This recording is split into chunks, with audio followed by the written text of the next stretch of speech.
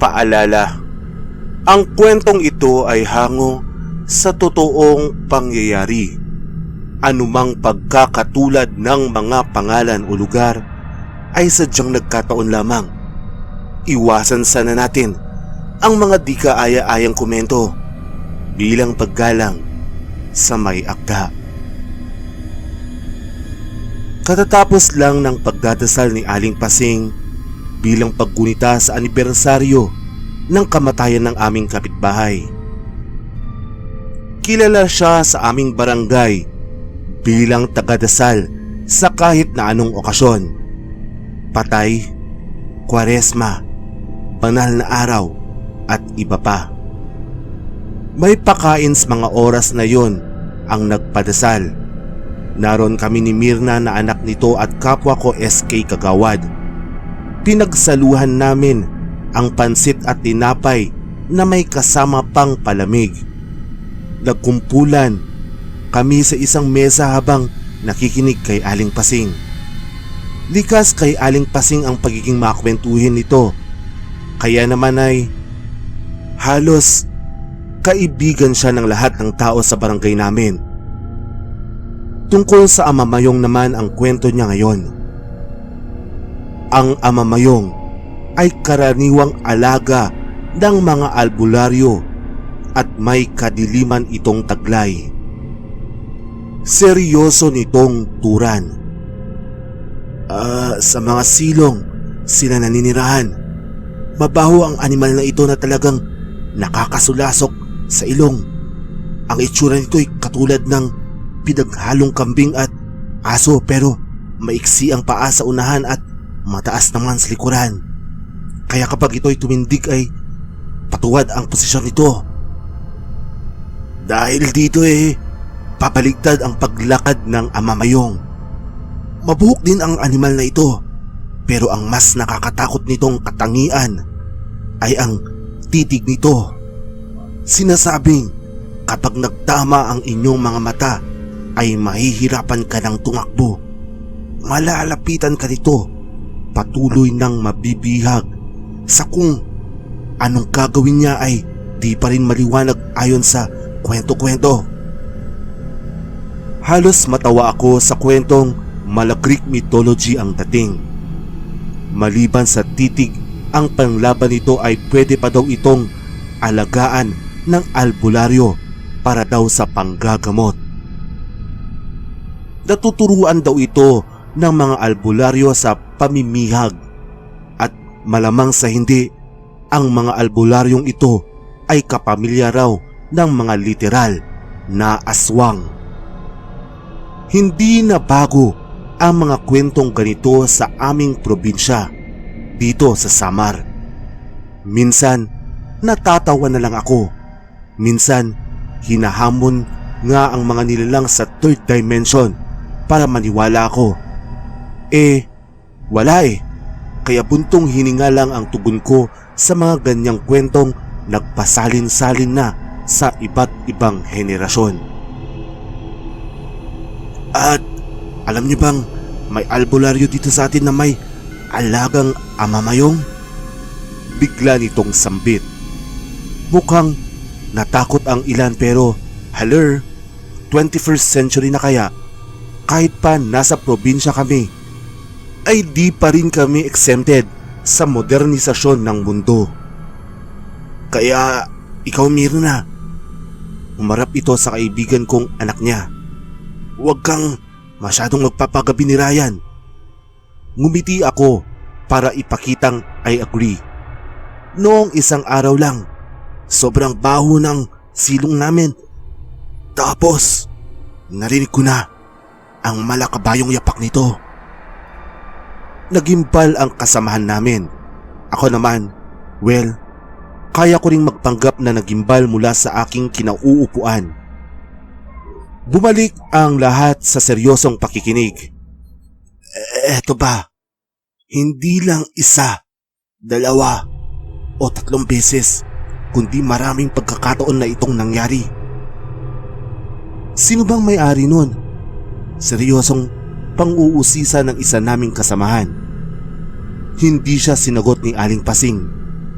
Bumuntong hininga lang ito at tinapos na ang kwento. Isang napakatahimik na gabi. Umaambon kaya't kinuha ni Ate Merly ang kanyang mga sinampay sa bakuran. Tinulungan ko siya at nang makuha ang malapad na kumot sa alambre ay nakita niya ang paparating na amamayong. Kinalabit niya ako't binulungan. May paparating na amamayong. Huwag mong pansinan at huwag na huwag mong tititigan ang kanyang mga mata. Kinabahan ako. Di ko alam kung papansinin ko ang amamayong. Para mapagbigyan ng curiosity ko o ilalayo ko ang aking sarili. Naririnig ko nga na parang kabayo ang mga yapak nitong mukhang papalapit na sa amin. Tumigil lang si Ate Merly sa pagkilos at walang imik. Ganoon na rin ang aking ginawa. Deadma, kunwari walang nakakatakot na nilalang sa aming kapaligiran. Hanggang sa naramdaman naming sobrang lapit na nito sa amin at di ko na napigilan ang aking sarili. Tinignan ko ang amamayong at namilog ang aking mga mata sa nakita ko. Tama nga ang ibinabalitang itsura nito. Mabuti na lang at di nagsalubong ang mga mata at lumiko siya't di siguro kami napansin. Bakit parang binatukan ako ng sarili kong paniniwala? Kaasar. Ate Merly, parang pilay na kambing lang naman yun eh. Pilit kong ikinukubli ang aking takot. Ayokong paniwalaan na totoo pala yun. Shhh! Huwag kang maingay. Pumasok na tayo. Nakasunod ang albularyong may-ari nyon. May kakayahan ng albularyo na mag-utos sa amamayong sa kung sino ang pwedeng biktimahin. Itinago ko lang ang kwento na yun sa aking sarili. Nakakatakot kasi na malaman ng albularyo na alam ko ang tungkol dito. Pero hindi ko napigilan ang lahat ng isang pangyayari at isang gabi. Ginabi ang SK meeting namin dahil magpipiesta sa aming barangay at marami kaming pinag-usapan. Usually, alas 9 pa lang ng gabi ay tulog na ang mga tao sa amin. Alas 11:30 na nang kami ay makauwi. Sabay-sabay kaming umuwi ng kapwa ko kagawad. Pumasok kami sa isang napakadilim na eskinita. Tawanan kami ng tawanan at ang lalakas ng aming mga boses habang nag-uusap. Nakalimutan naming respetuhin ang mga natutulog na naming kabarangay. Hanggang sa mapansin ng isa naming kasamahan ang masangsang na amoy sa kalyeng aming dinadaanan. O nga, ang baho. San kaya yung mabahong yan? Sabay-sabay naming tanong. Nagsimula na kaming mahiya sa aming ginagawa at unti-unti na ring natakot. Alam ko kung anong mabahong yan, pero ayokong magsalita. Nakakatakot, sabi ni Mirna. Alam ko ang ibig sabihin niya, pero ayokong mag-second demotion. Basta guys, huwag kayong maingay at huwag kayong tatakbo dahil mas mabilis tumakbo ang mabawong hayop na yon kaysa sa atin. Dagdag pa ni Mirna. Nagkumpul-kumpul kaming lahat at naghawakan ng kamay. Maliban sa akin ay wala nang may ideya sa mga nangyayari, pero pare-pareho kami ng nararamdaman dahil na rin sa mga sinasabi ni Mirna. Tahimik na kaming naglalakad hanggang sa harangin kami ng isang boses. Bakit ang iingay nyo? Tinig yun ni Aling Belen. Ay, Aling Belen, kayo po pala. Nakangiting sambit ng isa pa naming kasama. May ipapakita ko sa inyo. Biglang sambit ni Aling Belen na may pagkaseryoso ang tinig. Nakinig naman kami sa kanya. Sa pagkakaalam ko, ang tatay ni Aling Belen ay albularyo. Mas lalo akong kinutuban. Binuksan niya ang kanyang flashlight at itinutok sa kanilang silong. May nakikita ba kayo? Misteryoso niyang tanong sa amin. Tinalasan namin ang aming mga mata. Pinipilit naming tukuyin kung ano ang nais niyang ipakita sa amin. Nakikita niyo na ba?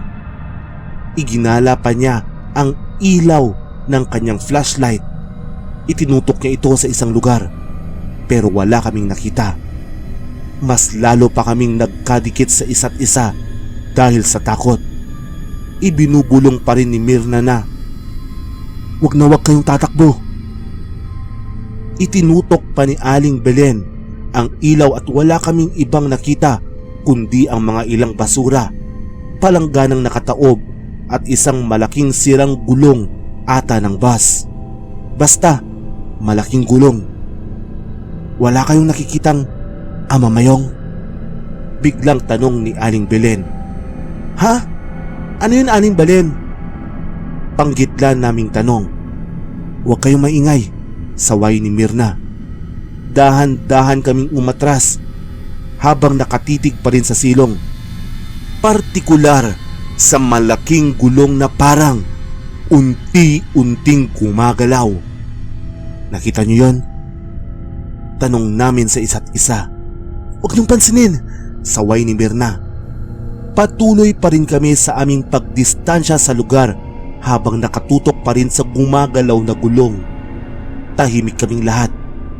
Tanging heartbeat lang ang naririnig namin hanggang sa medyo naging dominante na ang galaw ng gulong at ito'y tumayo.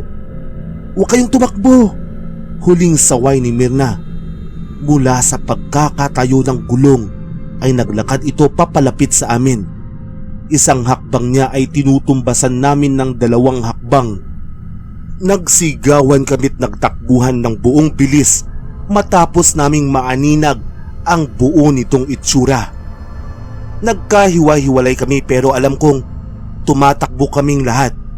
May naririnig akong yapak ng kabayo kaya mas lalo ko pang binilisan ng aking takbo. Napapaiyak na ako sa mga nangyayari pero hindi ako lumilingon sa aking likod.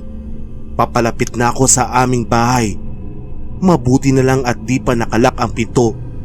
Umakyat agad ako at nilak ang aming pintuan. Hingal na hingal ako. Tulog na ang lahat ng tao sa bahay. Naaamoy ko pa rin ang baho ng amamayong. Kaya ang alam ko'y nasundan niya ako. Pumasok ako sa kwarto ko kung saan natutulog din ang 2 kong kapatid.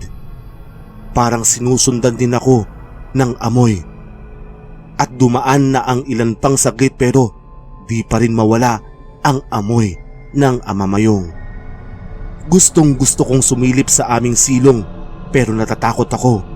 Pinakalma ko ang aking sarili pero di ko pa rin mapigilan ang maninipis na daloy ng luha sa aking mga mata. Hanggang sa tuluyan kong silipin ang aming silong, nakita kong naroon ang amamayong. Gusto kong gisingin ang aking mga kapatid pero nagtama na ang aking mata sa mata nitong matitingkad at parang mata ng paniki. Halos di na ako makagalaw at nauubusan na ako ng hangin. Alam kong gising ako pero para akong nananaginip. Gusto kong sumigaw pero walang lumalabas na boses sa aking lalamunan. Ilang saglit lang ay naramdaman kong bumakas ang aming pinto. Gusto kong tumakbo pero di ako makatakbo. Hanggang sa nasa harapan ko na ang amamayong. Nakatuwad siya at pabaligtad ang ulo. Pabaligtad din ang lakad niya papunta sa akin. Gusto kong gumawa ng ingay para magising ang aking mga kapatid pero hindi ko nga mabuhat ang napakagaang unan.